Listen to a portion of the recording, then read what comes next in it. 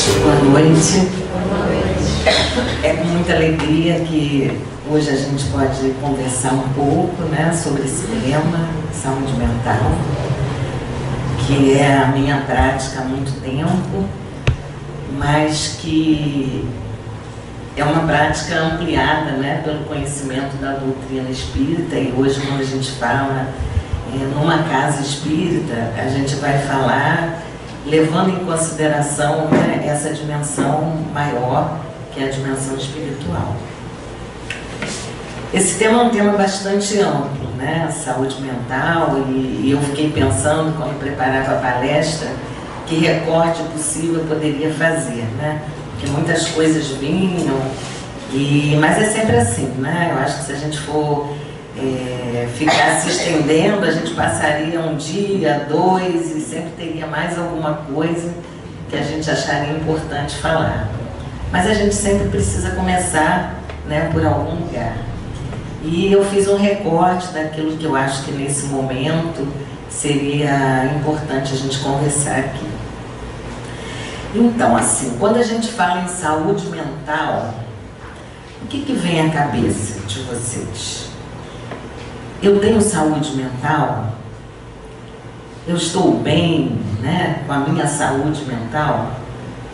Porque a gente é muito materialista, né? E a gente reconhece mais as doenças que são gravadas no nosso físico, né? E às vezes, quando a gente vai pensar em saúde mental, a gente pensa em patologias, em psicopatologias, né? Então a pessoa vai se olhar, não, eu não tenho uma depressão, eu não tenho uma síndrome do pânico, eu não acho que eu não sou bipolar, eu não tenho uma psicose, não, a minha saúde mental vai bem, né? Mas a gente tem vários sintomas, né, no corpo, dói aqui, dói ali, né? Vários incômodos, né, que muitas vezes a gente vai procurar, né, entender o que está acontecendo, e nem sempre temos uma explicação, né, dentro da nossa condição física para compreender o que nos acontece. Então, assim, todo o nosso adoecimento começa na nossa mente. Quando a gente chega a ter uma doença gravada no nosso corpo físico, houve um caminho, né? Às vezes bem longo, bem lento, mas nós, seres humanos, somos tão desatentos, né? A gente tem o tempo todo os sinais que nos chamam, que nos conclamam, para que a gente possa ouvir aquilo que nos está sendo apontado. Mas nós somos tão distraídos, né? O ser humano, ele olha muito para fora, ele está sempre muito ocupado, né? Somos assim. E deixamos de nos olhar por dentro, de nos sentir, de nos perceber e de poder compreender esses sinais que o tempo todo nos chegam.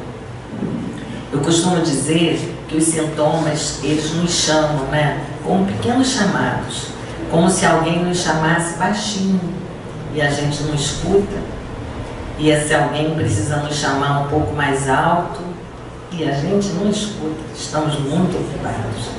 E precisa chamar mais alto, e até que precisa gritar, né, bem alto. E esse grito, na verdade, são os momentos em que a gente adoece. Adoece ou já fisicamente, porque já fizemos um quadro no nosso físico, ou emocionalmente mesmo, né? Com algo que não vai ter jeito da gente não perceber que está acontecendo. Mas isso também não significa que a gente tenha a escuta necessária para fazer aquilo que necessitamos compreender. Então, a gente parte do princípio que nós somos a causa de tudo o que nos acontece em nossa vida. Tudo tem a ver conosco. Não temos desculpas, né? Porque nós somos também muito bons de desculpa, né? Gostamos de culpar a sorte, o azar, o sistema político, o sistema educacional, o sistema X, Y, Z. A gente sempre precisa encontrar alguma causa fora de nós para justificar as nossas questões. E achamos que dessa forma a gente vai muito bem. Só que dessa forma a gente está fazendo um caminho muito difícil, né? Que é o caminho de afastamento da nossa própria essência. Sabendo que nós somos a causa de tudo, o que a gente acha assim, quando alguma coisa nos acontece? É a sorte? É o azar? É o acaso? É um poder superior que determina a minha vida? Às vezes a gente tem muito essa fala, né? Tinha que ser assim, e a gente cruza os braços, era para ser assim, que na verdade é uma atitude extremamente conformista, né? Onde parece que nós somos comandados e estamos obedecendo a um comando que a gente não questiona e vamos levando a vida. Essa é uma atitude conformista ou comodista. É uma atitude de vitimização, né? Do coitado, né? Que a gente se coloca muito nesse papel, né? De vítimas. Eu sou um coitado, tudo me acontece. Eu sou um azarado, as coisas não dão certo para mim. Esse é o papel da vítima. Então, quando algo nos acontece, o que a gente prefere fazer? A gente prefere ter o enfrentamento, né? Tomar as atitudes necessárias, mesmo diante daquelas situações e principalmente diante daquelas situações que são extremamente dolorosas em nossas vidas, ou a gente prefere acovardar-se, né? Em vez de resistir com coragem e determinação. Então, quando a gente não compreende a causa do que nos acontece, é comum que a gente faça isso, né? Deus quis assim, tinha que ser assim, né? Não que não tenham planos maiores, né? Nos nossos planos reencarnatórios, das questões que a gente precisa enfrentar, mas de que maneira nós enfrentamos, como lidamos com isso. A gente pode ou se conformar, ou às vezes a gente se revolta também, né? Porque comigo, não era para acontecer comigo, e eu que sou tão bom, eu que faço as coisas tão direitinho, que também é uma atitude que não muda nada, né? Quer dizer, muda sim para pior, né? Porque quanto mais a gente se revolta, mais problemas a gente vai encontrando, vai arrumando para a nossa vida. E se a gente acredita nessa sorte, nesse azar, a gente não vai mudar nada em nossa vida. Agora, se a gente começa a acreditar que o acaso não existe, que somos nós que de alguma forma influenciamos o que nos acontece, a gente vai começar a poder fazer aquelas mudanças. Se a gente está nesse lugar do coitado, a gente não vai usar o poder que nós temos de transformação. Porque se a gente está na fatalidade, a gente diz que Deus é um ser, né, que nos comanda o tempo todo, como se nós fôssemos fantoches, né, quase como se ele fosse um tirano, né, que vai dizer que a nossa vida vai ser daquela determinada maneira. Se a gente acha que o acaso, que também as coisas vão acontecendo, a gente acha também que não tem responsabilidade com nada. Então é muito importante que a gente possa começar a ter consciência das verdadeiras causas daquilo que nos acontece. Porque nos foi dada essa oportunidade, né? De poder perceber, de poder se sentir, de poder se consultar, né? Em relação aos fatos que vão nos acontecendo. Na verdade, o vitimismo, né, que é essa coisa de colocar a responsabilidade fora da gente, é uma maneira imatura e infantilizada da gente lidar com a própria vida, né? A gente já se acomoda, né? Mas se incomoda muito mais, né? Porque ficamos à mercê das nossas próprias atitudes geradoras dos nossos desequilíbrios. Não nos conhecemos, né?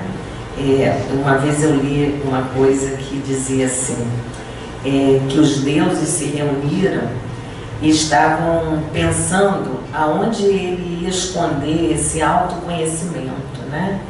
Se ele ia esconder, um deu a sugestão de colocar no fundo dos oceanos, os outros deram a orientação de enterrar bem fundo, e um teve uma ideia, não, vamos esconder isso dentro do próprio ser humano, porque o homem é tão distraído e tão voltado para fora de si mesmo, que ele vai acabar não encontrando. E na verdade o nosso processo de autoconhecimento, ele é extremamente difícil, né? Porque a gente se busca muito do lado de fora e não do lado de dentro. Pensando que nós somos a causa de tudo, e a gente começa a pensar numa consciência metafísica, quer dizer, essa palavra parece difícil, mas é uma palavra de origem grega que quer dizer o que está para além da física, o conhecimento da essência das coisas.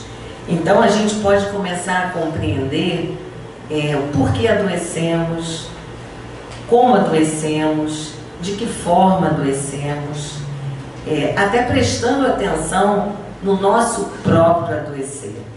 Porque uns adoecem de um jeito e outros adoecem de outro jeito.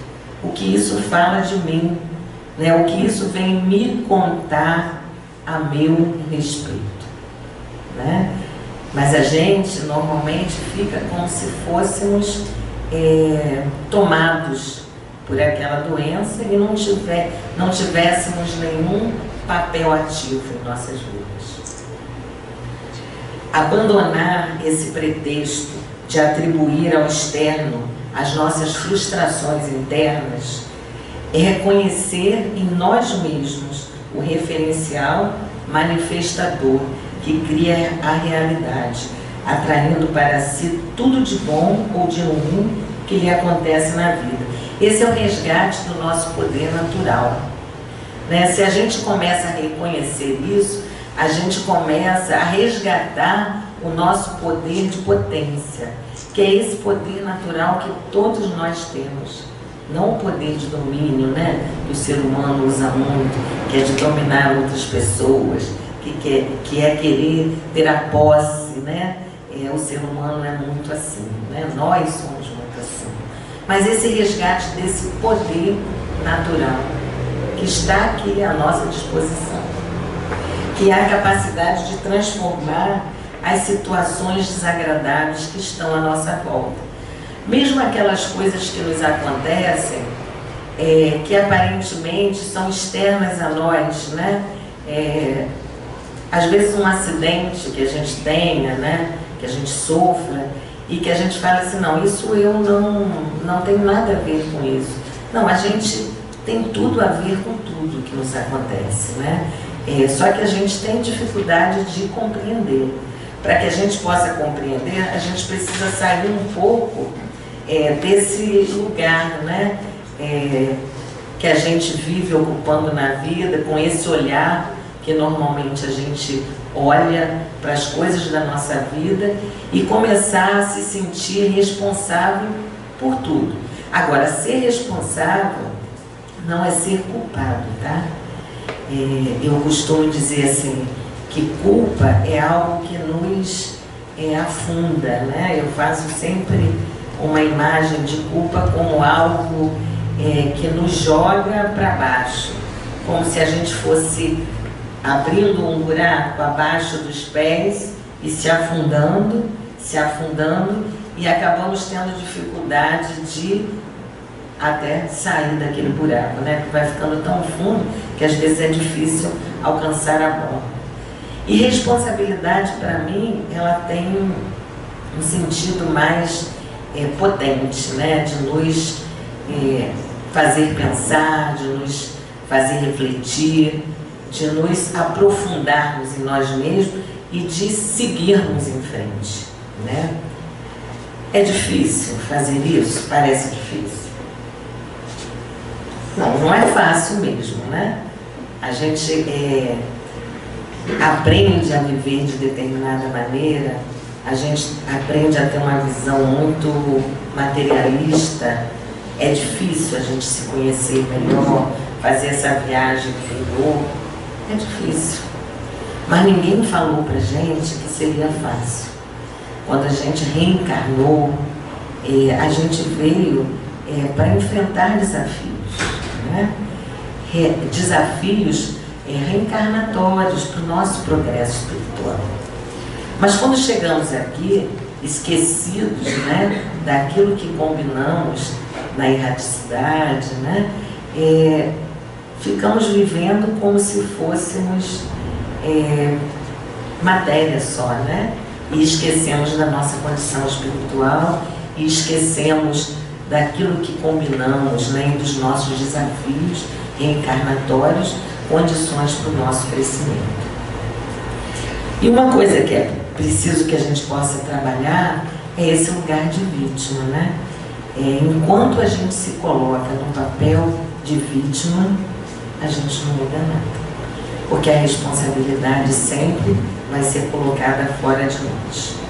Então é importante que a gente possa conduzir a nossa vida de forma consciente e ter principalmente a nossa lucidez do nosso direito de escolha.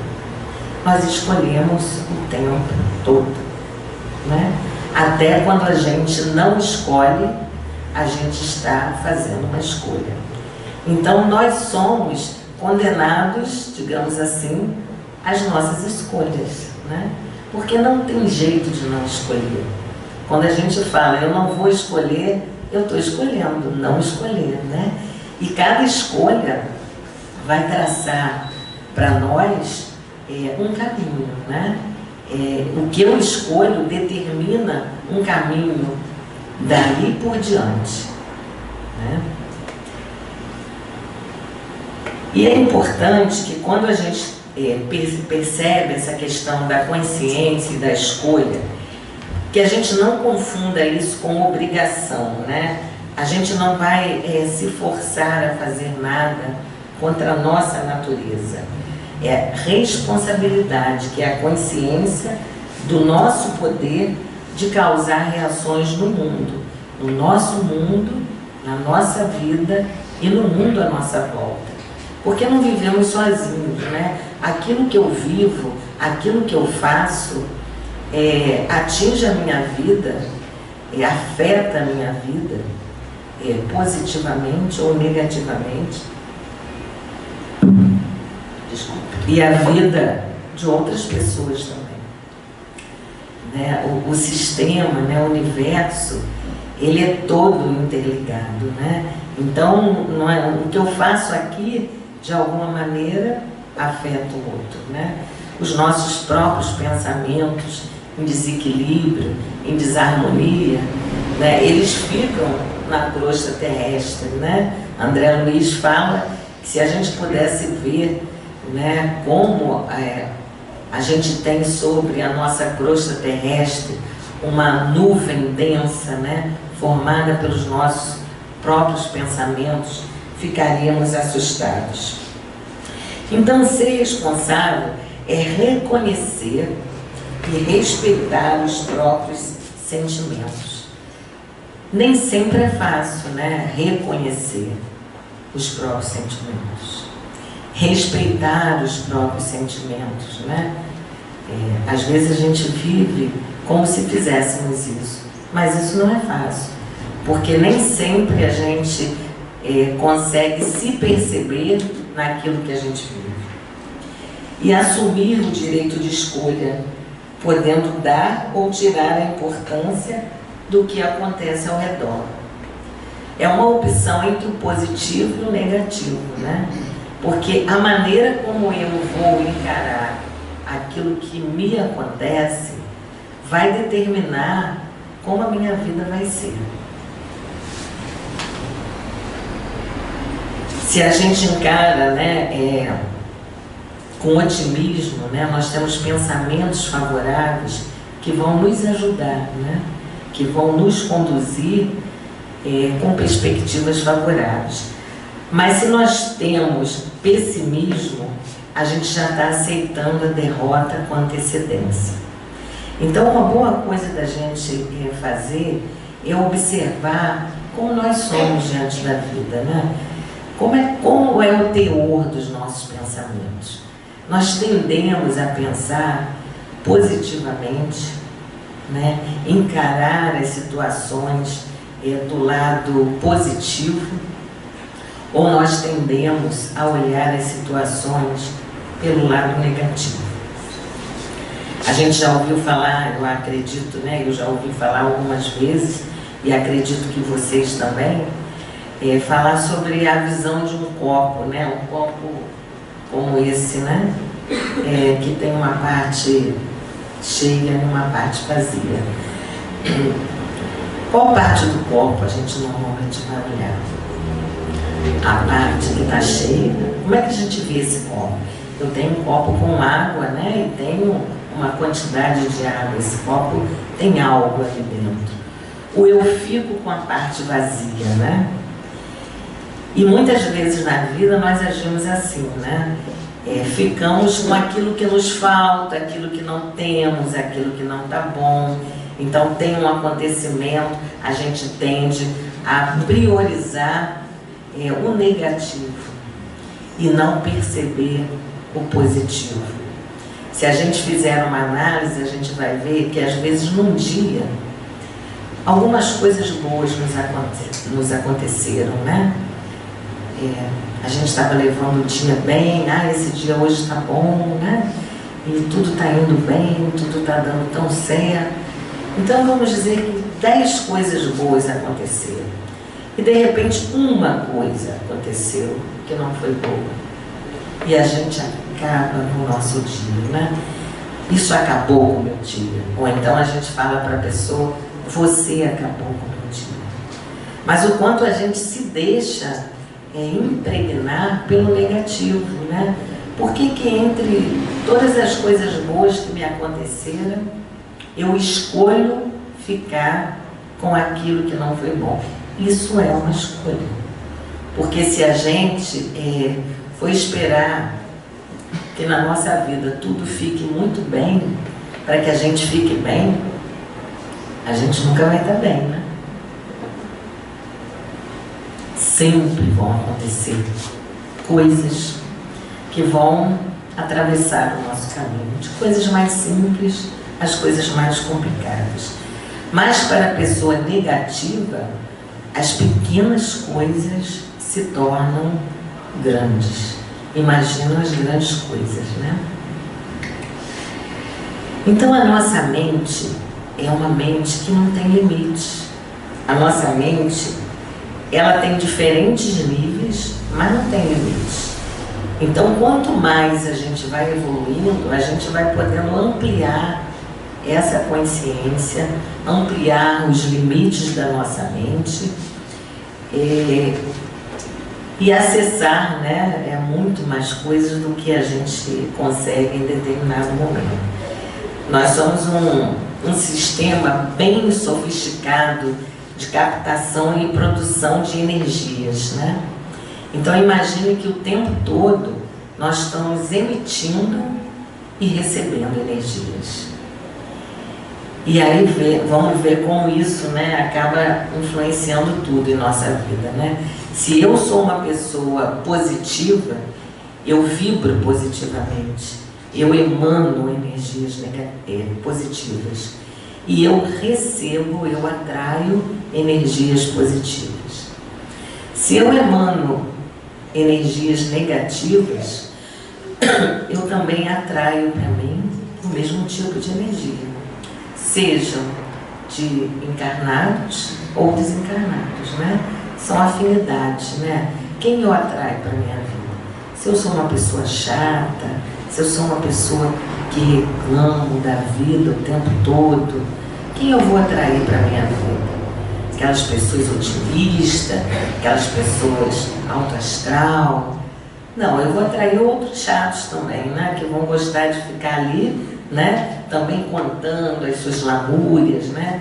E muitas vezes até competindo, que é uma coisa horrível, competindo para ver quem tem mais desgraça para contar. Isso é horrível, né? Não porque me aconteceu isso, e o outro, mas porque você não sabe o que me aconteceu. Aí tentam disputar para ver quem tem uma história pior para contar. Isso é muito triste, né? Porque quem ganha com isso, né? Eu estou querendo o quê, né? Ganhar um troféu, né? Do mais infeliz, do mais coitado do ano. E quem são os espíritos que também vão se aproximar de mim nesses momentos? Os que querem se lamentar também, que vão se encostar ali, aí que fica aquele muro das lamentações, né? E as pessoas, às vezes, mais otimistas, que tentam chegar perto e falar uma coisa boa para levantar um pouco aquele sujeito, não conseguem, né? Porque ele está tão impregnado daquela visão que muitas vezes o outro, até otimista, desiste, né? Também, porque encontra uma barreira, né? Porque quando chega, o outro vai dizer, porque você não sabe. Aí vai querer contar mais uma coisa ruim. Então é uma observação onde a gente está, né? Nesse positivo e nesse negativo. Ou nesse negativo. Claro que a gente oscila em muitos momentos, né? Não tem ninguém que esteja só no positivo. Tem muita gente que fica muito mais no negativo, né? Mas quando a gente está no positivo, a gente também oscila. Agora, uma coisa assim que é importante a gente saber, que a nossa vida, ela é movida por um sistema de crenças e de valores.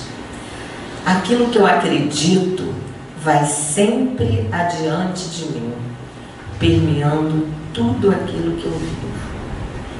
Então, quando eu vou me relacionar com outras pessoas e quando eu vou me relacionar com o mundo de uma forma geral, tudo isso é permeado pelo meu sistema de crenças e valores. Isso vai adiante de mim. E o que quer dizer isso? A minha visão de mundo é contaminada por mim mesmo, pelas minhas histórias, pelas minhas vivências, pelos meus sentimentos, né?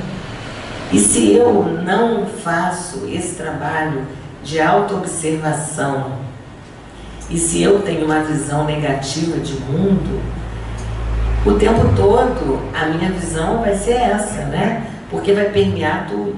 Se alguém falar alguma coisa boa, me trouxer alguma coisa boa, eu não vou conseguir enxergar dessa forma. E para cada sentimento da gente, para cada pensamento da gente, existe uma sensação. E vamos pensar uma coisa, existem estudos que falam que por dia um ser humano produz 60 mil pensamentos. Alguns não colocam esse número tão grande, colocam um pouco mais reduzido, 30 mil, 20 mil, mas ainda assim são muitos pensamentos. Agora vamos imaginar o teor dos nossos pensamentos. Vamos colocar no mínimo 20 mil pensamentos desequilibrados durante um dia. O que a gente está fazendo com a gente? A gente está se intoxicando. Existe uma palavra pomposa, né? Um termo que fala que é uma autointoxicação por via fluídica. A gente está se intoxicando com os nossos próprios fluidos negativos, né? Então, olha que coisa séria, né? E a gente é muito desatento, né? Às vezes a gente acha assim, são pensamentos, eu não faço nada, eu só penso. Mas pensamento é energia. Aquilo que eu penso está sendo construído de alguma forma. Aquilo que eu penso me envolve. aquilo que eu penso é emitido, é emanado, né? E eu também atraio. Então, um bom exame para a gente fazer é como andam os meus pensamentos, como andam os meus sentimentos, né? Porque sentimentos também são energias. Eu não posso querer encontrar a felicidade caminhando numa direção oposta, né? Muitas vezes a gente fala assim, eu queria tanto ser feliz, mas na minha vida nada dá certo. Eu queria tanto que as coisas fossem diferentes para mim. E é como se às vezes a gente estivesse querendo ir para o sul, caminhando para o norte. Eu estou viajando para o norte e estou querendo chegar no sul. Quando que eu vou chegar no sul? Nunca. Né? É preciso que eu reveja o meu rumo. É preciso que eu reveja essa caminhada para que eu possa chegar onde eu pretendo, né? Então, quando a gente chega numa casa espírita, né, muitas vezes buscando ajuda, que normalmente a gente vem pela dor, né? Dificilmente alguém vem cogitando em fazer alguma mudança em si mesmo, né? A gente vem porque está doente, a gente vem porque já está desequilibrado, a gente vem porque falaram que é bom, que a gente sai melhor, que a gente sai curado, a gente vem receber. Mas dificilmente a gente vem com o propósito de se trabalhar, de se olhar, de se perceber, de se perguntar o que eu preciso modificar em mim mesmo, o que eu preciso examinar nesse meu sistema de crenças e de valores, para que eu possa finalmente começar a caminhar na direção que eu pretendo. Porque para mudar, primeiro é preciso que a gente tenha consciência daquilo que a gente precisa mudar, né? Não adianta a gente não ter esse contato com a gente, viver alienado, viver do lado de fora, né, e não ter nenhuma consciência. Então, consciência daquilo que eu preciso mudar. Desejo de mudar, né? Desejo, aquela coisa que vem de dentro. E muito trabalho. Né? E muito trabalho. Porque não é fácil. Né? A gente já traz isso há quantas vidas, né? Porque nesse sistema de crenças e valores tem todo um conteúdo de vidas passadas, daquilo que eu registrei em vivências passadas e que eu trago comigo, mas não está à nossa disposição conscientemente, né? Tão acessível assim, quando a gente busca, por exemplo, uma recordação ou uma informação de algo que aconteceu conosco ontem, ou mês passado, ou no ano passado. Às vezes é até difícil, né? Mas a gente tem registros acessíveis. Agora, nesse sistema de crenças e valores, nós temos muitos registros que estão no nosso subconsciente. E o nosso subconsciente é uma consciência fraca, que a gente percebe de uma forma mais fraca. São sensações, são algumas coisas que nos dão algumas dicas de que a gente pode perceber. Por exemplo, uma forma da gente poder acessar isso nesse sistema de crenças e valores, a gente poder perceber aquelas coisas que a gente repete sempre.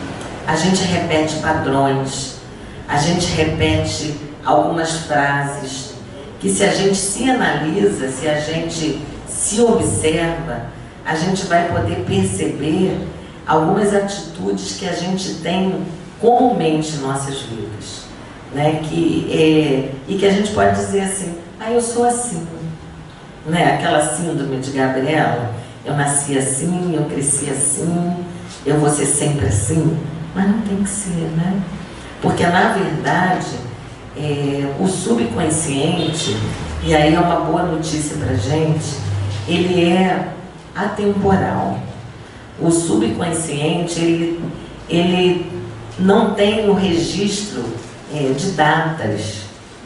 Tanto faz para o subconsciente se algo aconteceu ontem, se aconteceu mês passado, se aconteceu há 10 anos passados, ou se aconteceu numa vida passada.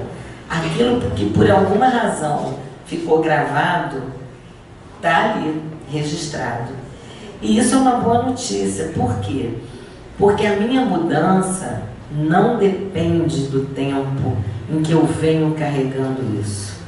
Porque às vezes a gente fica pensando, nossa, eu carrego isso de repente há tantas vidas, como é que eu vou mudar? Mas não depende disso. Depende da nossa confiança, depende da nossa fé e do nosso trabalho naquilo que a gente pode mudar e precisa mudar.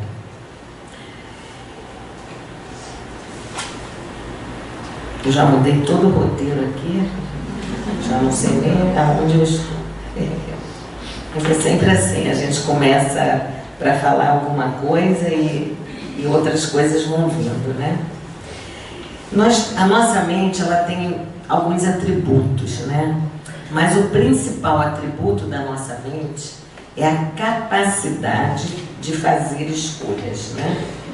A capacidade que a nossa mente tem de fazer escolhas. E isso é algo que a gente deve usar, né? Por que eu estou escolhendo isso e não aquilo, né? Diante das coisas que nos acontecem, qual o caminho que eu escolho?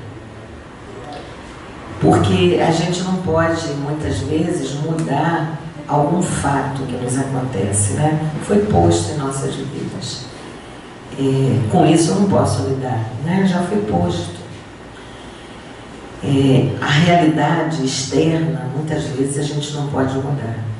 Mas o que vai traçar uma diferença para as nossas vidas é a maneira como a gente vai lidar com essa realidade, com aquilo que nos aconteceu.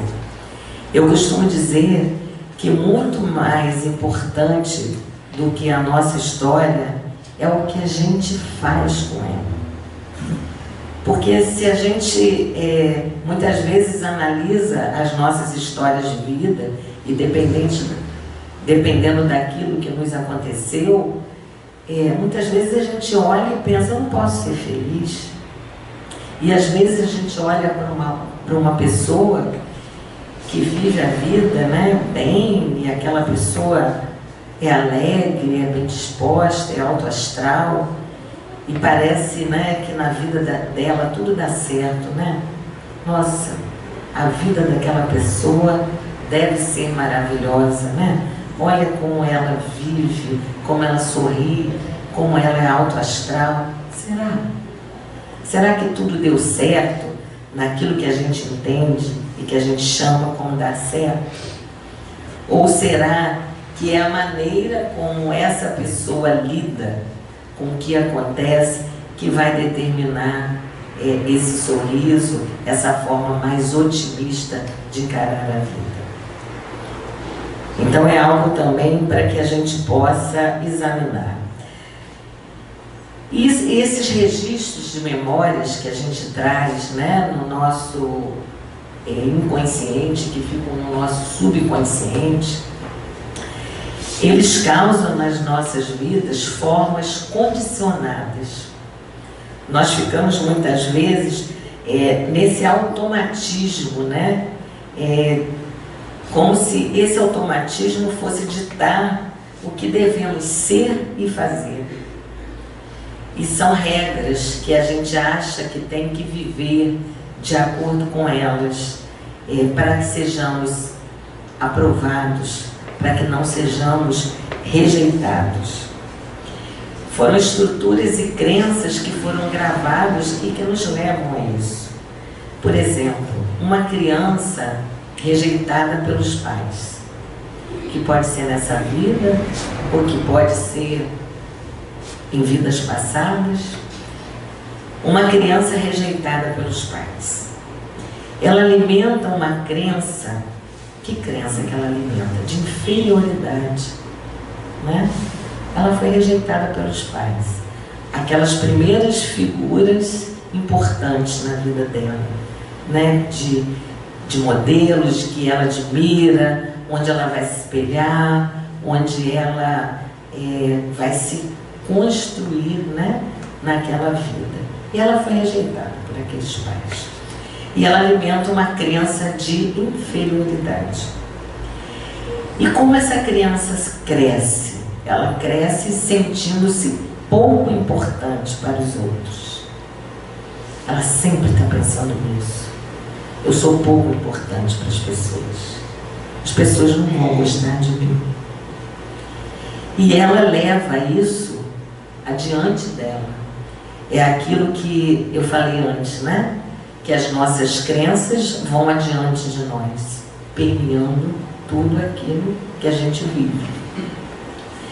E essa pessoa que se vê dessa forma, ela vai espelhar no campo energético dela uma estrutura de inferioridade, sentindo-se pouco importante. Quer dizer, no espelho energético já vai espelhado isso, já vai gravado isso. Então a pessoa leva para as suas relações esse sentimento de inferioridade. E ela vai atrair o que para a vida dela? Indiferença. Olha como as coisas são interligadas. E aí ela confirma, tá vendo? Eu não sou importante. Ninguém gosta de mim. As pessoas são indiferentes a mim. Né? Ela confirma isso. Por outro lado, às vezes essa pessoa vai criar alguns mecanismos para receber a aprovação das pessoas, para esses enfrentamentos, né? Mas que na verdade não são enfrentamentos. Aí é uma pessoa que fica sendo aquele bonzinho. Aí eu não estou falando da pessoa boa, mas do bonzinho, daquele que o tempo todo fica esquecido de si mesmo para agradar o outro, né? Ele está ali só para agradar o outro, mas ele está se desagradando o tempo todo, porque ele está dentro desse padrão também, né? Querendo fugir, né? Dessa suposta rejeição. E o que nos move? Essa é a pergunta, né? É uma pergunta que a gente sempre deve se fazer. O que está nos movendo, né? A gente precisa se reaproximar da nossa essência, porque na nossa essência estamos nós, né? Somos a nossa essência, né? Esses somos nós. O que nos move, né? Para que a gente possa realmente compreender o quanto estamos aproximados ou afastados de nós mesmos. É uma ilusão ou uma necessidade real? Porque quantas vezes estamos nessa ilusão, né? Criando formas de vida, acreditando nessas formas de vida e nos afastando cada vez mais de nós mesmos. E quanto mais a gente se afasta da nossa essência, mais a gente adoece, né? E aí mais distante estamos. E são os momentos que os chamados vêm, os chamados através dos sintomas. E aí a gente pode se perguntar, então por que criamos estruturas negativas, né? Se elas vão nos prejudicar? Por que a gente, né, cria essas estruturas que são tão prejudiciais? Na verdade, a maioria de nós, né, das pessoas que nutrem um sentimento de inferioridade em relação a si mesmo, tem muito a ver com a sociedade competitiva. A gente vive numa sociedade muito competitiva, né? Somos estimulados o tempo todo e estimulamos o tempo todo, até sem perceber, a competição. Nós temos o hábito de nos espelharmos nos outros. Quando não conseguimos, nos desaprovamos, nos sentimos inadequados, né? Quando a gente não consegue algo que a gente acha que deveríamos conseguir, que o outro está conseguindo, ou que a sociedade está nos cobrando, às vezes nem tem a ver com a nossa essência, né? Às vezes a pessoa queria ir por um caminho, que aquele caminho teria tudo a ver com a essência dela, mas ela, por uma pressão da sociedade competitiva, ela vai se afastando e vai se frustrando cada vez mais, porque ela não desabrocha tudo que poderia desabrochar. E tem outras pressões que são contrárias ao progresso interior. A famosa frase "tem que cobra de você e obriga-o a fazer coisas que ele julga serem adequadas, mas que nem sempre é aquilo que você tem vontade. Empurra para dentro, provocando, aí muitas vezes assim, tem que, aí eu tenho que ter aquele carro, né? Eu tenho que conseguir isso, eu tenho que ser daquele jeito. E isso empurra a pessoa cada vez mais para longe de si mesmo. Então eu tenho que ganhar dinheiro, eu tenho que trabalhar feito louco para acumular bens, né? E eu não posso parar. Eu não tenho tempo para minha família, eu não tenho tempo para me ver, eu não tenho tempo para me cuidar, eu tenho que, porque me dizem que tem que. E esse tem que fica ali reverberando dentro de nós o tempo todo. E um sinal que a gente pode ter até no nosso corpo, né, é que muitas vezes no final de um dia ou no final de um período ou por tempos em nossas vidas, nos sentimos tão cansados, muito cansados. Um peso nos ombros, na nuca, respiração ofegante, um desconforto físico geral, porque estamos carregando pesos que não são nossos, né? E aí o corpo vai gritando, né? Aquele dia que você chega em casa, você não chega cansado, não, você chega destruído. E no outro também, né? E no outro também, você fala assim: hoje eu estou destruído. Atenção, né? O que eu estou fazendo para me destruir? Porque um cansaço, depois de um dia de trabalho, até certo ponto é natural, mas destruído já chama atenção. E a gente fala isso. Eu mesmo falo: nossa, hoje eu estou destruída, caramba, né? Então é para a gente ouvir, né? E nesse momento vem também muitas vezes uma sensação de angústia. Sabe a angústia, aquela coisa aqui que fica no peito, aquela coisa que a gente não define e que fica ali permeando a nossa vida, que fica ali atravessando tudo que a gente vive e que muitas vezes permanece continuamente em nós. É como se isso tirasse a nossa alma, né? Tira o nosso ânimo. E nosso ânimo significa alma. E tira a nossa alma. Olha que coisa séria. Hoje eu estou desanimada. Hoje eu estou sem ânimo. O que eu estou falando? Hoje eu estou longe da minha alma. Hoje eu estou sem alma. Né? Corpo destruído, longe da alma. Olha só para onde a gente está indo, né? Só adoecendo, né? Só tendo aqueles chamados, né, que eu falei no início, né? E nesses momentos a gente perde, né, a espontaneidade, a gente perde a liberdade e o nosso bom senso, né? Porque a gente já perdeu todo o bom senso, né? Já esquecemos de quem nós somos, né?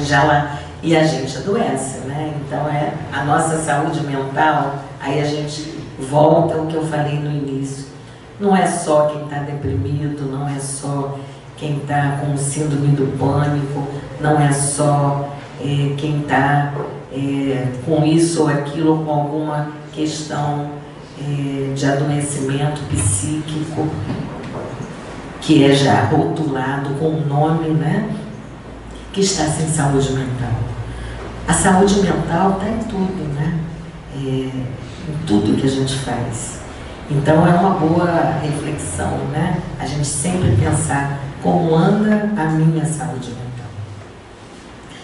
E aí eu trouxe alguns exemplos aqui dessas estruturas mentais negativas, que são aqueles pensamentos que muitas vezes a gente tem. Por exemplo, não sou capaz de ter sucesso na vida. Não sou tão bom quanto meus colegas de trabalho. Para mim, as coisas nunca dão certo. Se eu for muito íntimo dos outros, eles vão me conhecer de perto, vão ver meus defeitos e não vão gostar de mim. Olha, isso aqui é só um exemplo, né? Mas o que a gente alimenta de coisas desse tipo, né? E aí, se a gente parasse aqui para falar, consultasse, cada um pudesse falar um pouco das estruturas, né, que alimenta dentro de si, a gente vai poder compreender essas atitudes mentais negativas adoecedoras, né? Não vai dar certo, não, isso não é para mim, não é, né? E não é mesmo, né? Porque quando eu digo que não é, não vai ser, né? E como eu falei antes, não é o tempo do padrão limitante, que esse é um padrão limitante de estruturas negativas que conta, mas sim a fé, o crédito que se dá a ela. Se eu acredito firmemente nisso que eu falo ou que eu penso, né? Muitas vezes a gente não confessa, mas está lá dentro de nós, reverberando o tempo todo. Se eu acredito firmemente nisso, é o que alimenta e é o que eu carrego nessa vida e que de repente já carrego desde outras vidas, e se eu não resolvo nessa, eu carrego para outra vida, para as próximas vidas. Então não é o tempo do padrão, mas sim a fé, o que eu imprimo nessas crenças. Para o subconsciente, como eu falei, o tempo é sempre presente. Qualquer mudança pode ser feita agora. E isso é bom, né? Porque é sempre agora. Ah, eu já tenho não sei quantos anos, já perdi essa existência. Não. Está vivo ainda. Vivo a gente sempre está, né? Mas o corpo ainda está por aqui, né? Então vamos aproveitar. E porque depois a gente também vai continuar, vamos desencarnar, sabemos que não morremos, e o espírito, como a Cristian falou, né, bastante desencarnados aqui hoje, também ouvindo, né, sobre saúde mental, né, sobre esses padrões que também carregam e ficam repetindo no mundo espiritual. Ao mudar as estruturas mentais, você estará fazendo uma completa reformulação em sua vida. Aí é uma pergunta: você está disposto a se transformar? Se não tiver, meu amigo, minha amiga, sinto muito, nada vai mudar. Ah, estou sim. Então, que bom. A hora é agora, né? O que é necessário para eliminar uma estrutura negativa? Aquilo que eu falei antes, né? Estar disposto a mudar, ter consciência daquilo que precisa mudar Que tipo de estrutura você vem mantendo em sua vida? Quais as mais habituais, positivas ou negativas? É usar o seu poder mental para anulá-las. Nutrir bons pensamentos e acreditar neles. Por exemplo, sou uma pessoa importante. É seguro ser eu mesmo. Às vezes a gente acha tão perigoso ser a gente, né? Que a gente tem medo. Quando a gente tem medo, a gente está achando que é perigosíssimo ser a gente mesmo, né? Então, um bom mantra, né? É seguro ser eu mesmo. Sou capaz de ter sucesso na vida. Claro, vem pensamentos contrários? Com certeza. E se algum pensamento contrário do seu positivismo vier à cabeça, trate-o com indiferença. Não deixe ele tomar conta. Eu costumo dizer assim, não deixa entrar na corrente sanguínea. Porque quando a gente deixa entrar, né, contamina. E a gente deixa, e quando deixa, para sair demora, né? Isso se sair, né? Então, é a gente tratar com indiferença e não lutar contra ele. Não brigue com o pensamento negativo, porque é pior. É só indiferença. Você já viu uma pessoa que quer briga com você? Se você brigar com ela, o que acontece? Tem briga na certa, né? O caldo engrossa, né? O pensamento negativo é assim também. Se a gente briga com ele, sai daí, não quero você, né? Ele persiste, ele fica ali. Trate-o com indiferença. Vai ler uma página do Evangelho, né? Porque no Evangelho é um guia de tudo aquilo que a gente precisa para a nossa transformação. Vai ler um livro construtivo, vai fazer uma prece, vai desviar o curso do seu pensamento. E vamos continuar trabalhando por nossas mudanças. Então, assuma seu poder de escolha e opte por aquilo que é melhor para você. O poder de escolha é sempre nosso. Então, eu acho que essa é algo que precisa estar sempre em nós, né? O que estou escolhendo para a minha vida. E para finalizar, consegui ficar dentro do tempo, eu estava preocupada de ficar aquém ou além. Eu trouxe um vídeo, ele dura 4 minutinhos. Eu fiquei pensando, quando estava preparando essa palestra, como eu gostaria de fechá-la, de terminar.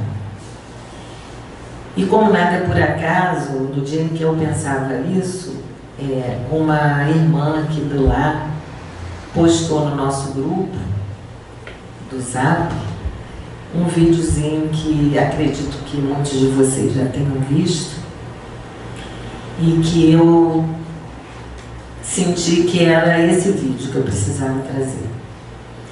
Porque para mim esse vídeo, ele retrata uma escolha de vida.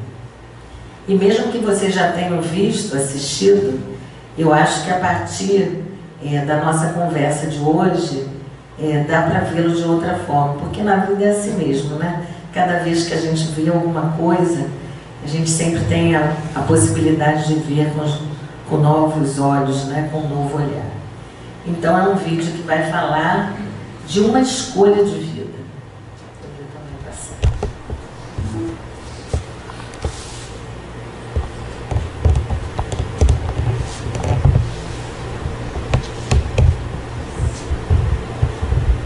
Eu tive pólio, que é a paralisia infantil, aos 10 meses. Fiquei paralítica 2 anos, fui muito doente fisicamente, fui muito rejeitada, ninguém acreditava em mim. Eu tinha que lutar para provar que eu era capaz de fazer as coisas. Toda hora eu escutava meus pais dizerem: "Ih, dessa vez essa menina vai. A menina está aqui com 85 anos e não sei quando é que eu vou ainda." Lá em Belo Horizonte, onde eu nasci, nessa ocasião a única aleijada que nós conhecíamos era eu. Eu achei que Deus confiava em mim para alguma coisa. E essa certeza não me deixou acreditar nas 3 frases que eu mais escuto na vida. Você não pode. Se você não fosse assim, quando você melhorar, se eu quisesse, eu não faria nada na vida. Ninguém ia me cobrar. Eu não podia. Se eu não fosse assim, eu sou assim. Quando melhorar, nunca melhorei. Cada vez eu estou pior. Essa garra me fez com que eu não acreditasse na minha mãe, quando ela dizia que eu jamais me casaria. Minha filha, que rapaz vai te namorar com essas pernas tortas, que marido vai querer uma esposa aleijada. Mas logo em seguida chegaram cartas dos médicos que me acompanhavam e meu pai me mostrou uma das cartas. Imagina, o coração dela é grande do lado direito, a coluna em forma de interrogação, a bacia toda torta, a perna direita não tem musculatura para baixo, a esquerda para cima. Se tentar ter filho, vai morrer no parto. E eu casei com o Paulo, fomos casados 56 anos. E 6 milagres aconteceram.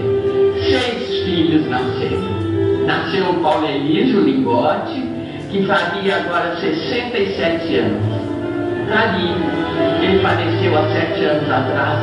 Nasceu a Melina, a Virgínia Helena, que eu perdi 10 dias depois que eu completei 21 anos. Eu perdi minha filha Virgínia Helena. Nasceu o Luiz Alberto, nasceu a Virgínia Tereza, que me deu problema. E apesar dos médicos terem dito que eu jamais poderia ter filhos, 10 anos depois eu tive os temporão. Tenho 9 netos e 8 bisnetos. Paulo morreu em 40 minutos. Ele acordou de madrugada e me disse: Virgínia, eu estou passando mal, eu vou morrer. Um homem, gente, que eu conheci aos 16 anos, que me fez mulher, mãe, avó, bisavó, que eu sentia inteiro ao lado dele, que vivemos uma cumplicidade, como eu já disse, 56 anos, e ele foi embora assim. Nunca perdi um minuto. Se foi difícil, eu colava fé e esperança. O que é fé? Fé é acreditar na sua força, no seu Deus dentro de si, nas suas possibilidades. E esperança é o impulso que nós temos de prosseguir, mesmo que a vida esteja difícil, não paralisar. Muitas pessoas pensam que são os fatos que nos atingem, são as circunstâncias da vida que nos atingem, os planos de Deus que nos atingem, mas na verdade eu sempre achei que o que nos atinge é a forma de enfrentar as circunstâncias da vida. A maior lição da minha vida foi que eu descobri que eu mesma é que criaria obstáculos para mim mesmo. Porque eu é que construo minha própria vida. Nada é maior do que nós. Eu não choro pelas tristezas. Eu choro pela emoção. Um balé, uma orquestra, um grande teatro me emociona muito. A emoção me faz chorar. A tristeza me faz crescer.